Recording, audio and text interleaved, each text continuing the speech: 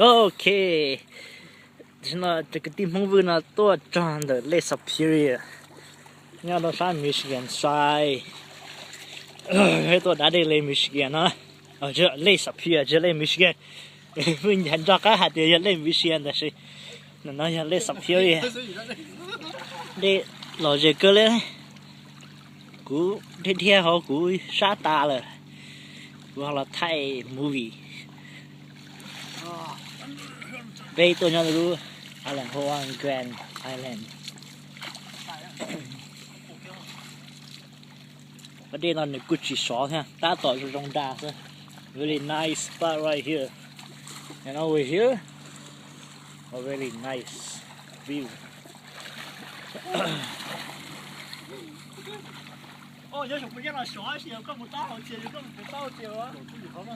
Yeah, it's a little colder on some other spot.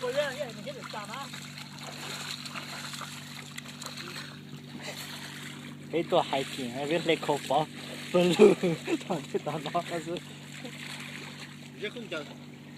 其实很着，不路的到哪是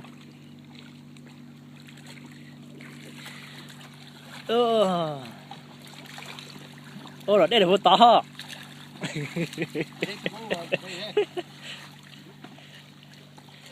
Tôi lại cái cơ lên này.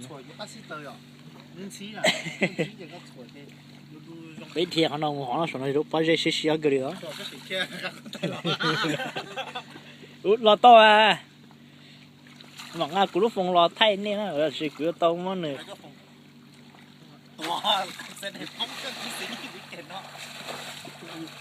Là hai tia cú lúc phong nó.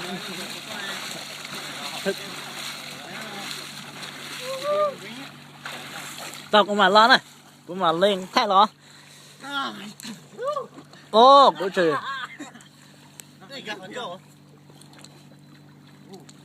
Của trời thương ăn của lú à. Của trời thương ăn của lú. Lây thế.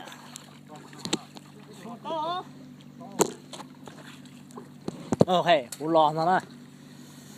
Mà ngao vòng lò.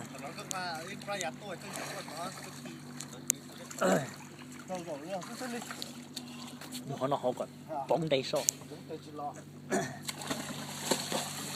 Nó để cái case nó they do how to tao là gì? Waterproof đó đấy. Cho là xỉ đó, bây giờ waterproof đó. Chỉ là waterproof gì? Có lúc phòng chuyên đến đây. Lúc case thì lúc phòng.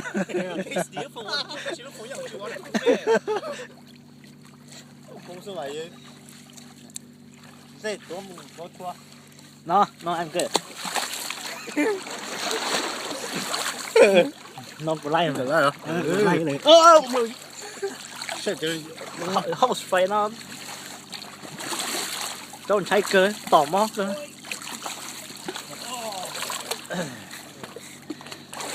Rồi, thay đuốc rồi.